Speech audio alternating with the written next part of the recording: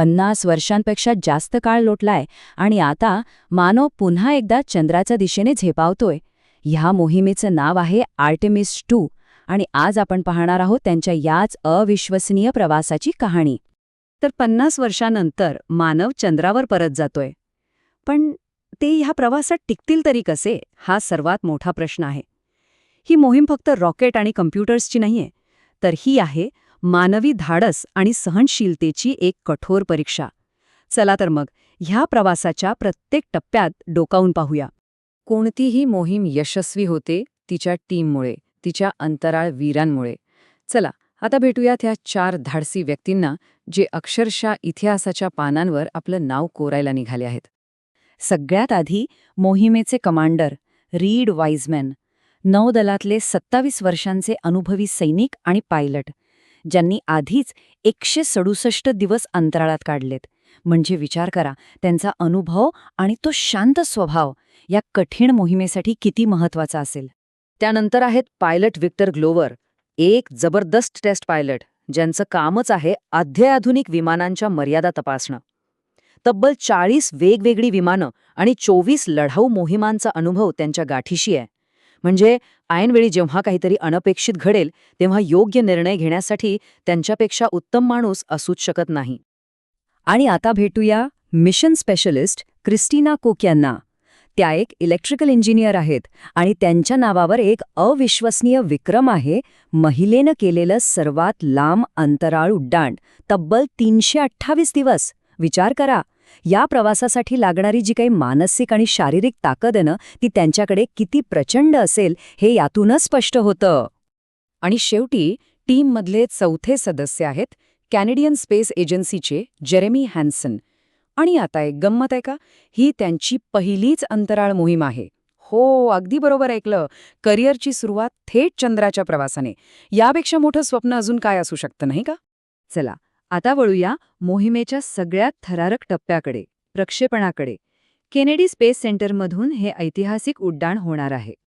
बघा, प्रक्षेपण म्हणजे एक अत्यंत गुंतागुंतीची आणि वेळेची शर्यत असते. सगळ्यात आधी मुख्य इंजिन आणि बाजूचे 2 मोठे सॉलिड रॉकेट बूस्टर्स एकाच वेळी पेट घेतात. धडधड सुरू. फक्त 2 मिनिटात हे बूस्टर्स आपलं काम करून वेगळे होतात. त्यानंतर येतो मधला मोठा कोर स्टेज, जो ओरियन यानाला पृथ्वीच्या खालच्या कक्षेत ढकलतो. आणि शेवटी ICPS नावाचा एक छोटा पण ताकदवान स्टेज, जो यानाला शेवटचा धक्का देऊन पृथ्वीच्या उंच कक्षेत पोहोचवतो. ह्यातला प्रत्येक टप्पा, अगदी प्रत्येक सेकंड महत्वाचा असतो. आणि ही ताकद किती असेल याचा अंदाज आहे. तब्बल 8.8 दशलक्ष पाऊंडचा थ्रस्ट.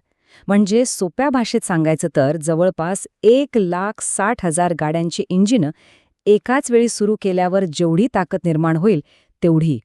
एवढ्या प्रचंड शक्तीशिवाय त्या 32 मजली रॉकेटला पृथ्वीच्या गुरुत्वाकर्षणातून बाहेर काढणं शक्यच नाही. बरं, एकदा का पृथ्वीच्या कक्षेबाहेर पडलो की मग सुरू होतो खरा खेळ. ही मोहीम एका मोठ्या टेस्ट फ्लाईटमध्ये बदलते.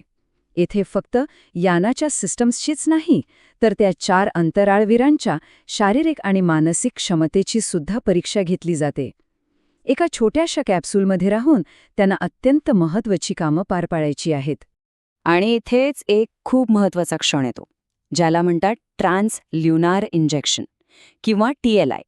हे म्हणजे काय, तर इंजिनचा एक शेवटचा आणि जोरदार फायर, जो ओरियनचा वेग ताशी 24,000 मैलांपर्यंत वाढवतो आणि त्याला चंद्राच्या दिशेने फेकतो.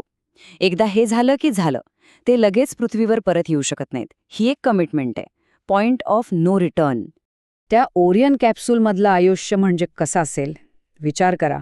एका बाजूला अगदी रोजच्या गोष्टी, जसं की व्यायाम करणं, जेवण तयार करून खाणं, कचऱ्याची विल्हेवाट लावणं. आणि दुसऱ्याच बाजूला मिशनची अत्यंत महत्त्वाची कामं, म्हणजे यानाला स्वतः चालवून बघणं, ऑटो पायलट आणि थ्रस्टर्स तपासणं आणि अगदी रेडिएशनसारख्या आपत्कालीन परिस्थितीसाठी तयार राहणं. दोन्ही गोष्टी एकत्र सांभाळायच्या आहेत, जिथे एक छोटीशी चूकसुद्धा खूप महागात पडू शकते. हे यान म्हणजे स्वतःचे एक छोटंसं जग आहे. त्याला लागणारी वीज युरोपियन सर्व्हिस मॉड्यूलच्या मोठमोठ्या सौर पॅनल्समधून मिळते. तापमान नियंत्रणात ठेवण्यासाठी एक मस्त युक्ती वापरली जाते. यानाला अगदी हळुवारपणे गोल फिरवलं जातं. म्हणजे भाज्या कशा आपण सगळ्या बाजूनी भाजतो तसंच काहीसं, जेणेकरून एक बाजू जास्त तापणार नाही आणि दुसरी थंड पडणार नाही. आणि हो, सगळ्यात महत्त्वाचं, खोल अंतराळातील धोकादायक रेडिएशनपासून बचावासाठी एका खास निवाऱ्याची चाचणी सुद्धा याच मोहिमेत केली जाणार आहे. ओके, तर आता सुरू होतोय चंद्रापर्यंतचा 4 दिवसांचा प्रवास. आणि ही टीम चंद्राभोवती फिरण्यासाठी एक भन्नाट पद्धत वापरणार आहे. या पद्धतीचं नाव आहे फ्री रिटर्न ट्रॅजेक्टरी. सोप्या शब्दात सांगायचं तर चंद्राच्या गुरुत्वाकर्षणाचा वापर एका मोठ्या नैसर्गिक गुलेलप्रमाणे केला जातो. यान चंद्राजवळ जातं आणि चंद्र त्याला आपल्या गुरुत्वाकर्षणाने खेचून एका झटक्यात परत पृथ्वीच्या दिशेने फेकून देतो. आणि सर्वात इंटरेस्टिंग गोष्ट म्हणजे याच तंत्रज्ञानामुळे अपोलो 13च्या अंतराळवीरांचा जीव वाचला होता. ही टीम पृथ्वीपासून तब्बल 2,30,000 मैल दूर जाणार आहे आणि चंद्राच्या त्या गूढ बाजूला पोचणार आहे, जी आपल्याला इथून पृथ्वीवरून कधीच दिसत नाही. नासाचे माजी मुख्य अंतराळवीर क्रिस कॅसिडी काय म्हणाले होते माहितीये? ते म्हणाले, त्यांचे डोळे आणि त्यांचे शब्दच पृथ्वीवरच्या आपल्या सगळ्यांपर्यंत त्या भावना पोहोचवतील की खिडकीतून आपल्या ग्रहाला एका छोट्याशा निळ्या गोळ्यासारखं पाहणं नेमकं कसं वाटतं. आणि खरंच तो क्षण किती अविस्मरणीय असेल नाही का? 10 दिवसांचा प्रवास, चंद्राभोवतीची सफर, सगळं छान झालं, पण आता येतोय या मोहिमेचा शेवटचा आणि सगळ्यात धोकादायक टप्पा, पृथ्वीवर परत येणं. तुम्हाला काय वाटतं, या संपूर्ण मोहिमेतला सर्वात धोकादायक भाग कोणता असेल? रॉकेट लॉन्च की चंद्राजवळचा प्रवास? नाही. सगळ्यात धोकादायक क्षण आहे पृथ्वीच्या वातावरणात पुन्हा प्रवेश करणं. आणि याचं एकमेव कारण आहे वेग, प्रचंड वेग. ओरियन कॅप्सूल जेव्हा पृथ्वीच्या वातावरणात शिरते तेव्हा तिचा वेग असतो ताशी 25,000 मैल. म्हणजे किती? तर बंदुकीतून सुटलेल्या गोळीपेक्षा तब्बल 20 पट जास्त. दुसऱ्या भाषेत सांगायचं तर मॅक 32, म्हणजे आवाजाच्या वेगापेक्षा 32 पट जास्त. आणि एवढ्या प्रचंड वेगामुळे होतं काय की हवा त्या कॅप्सूलवर इतक्या जोरात आदळते की एक मोठी आग निर्माण होते. ही आग म्हणजे प्रचंड तापमान. वातावरणाशी होणाऱ्या घर्षणामुळे यानाच्या बाहेरचं तापमान 5,000 अंश फॅरनहाईटपर्यंत पोहोचतं. म्हणजे सूर्याच्या पृष्ठभागाच्या जवळजवळ निम्म. विचार करा, त्या यानाच्या हीट शील्डसाठी ही किती मोठी परीक्षा असेल. ही परतीची प्रक्रिया म्हणजे एक थरार नाट्यच आहे. सगळ्यात आधी सर्व्हिस मॉड्यूल वेगळं होतं. मग उरते फक्त क्रू कॅप्सूल, जी एका जळत्या गोळ्यासारखी वातावरणातून खाली येते.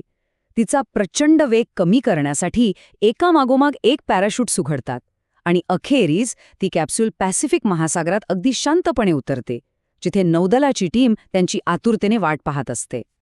तर ही होती ॲटमिस 2ची कहाणी, एक यशस्वी चाचणी.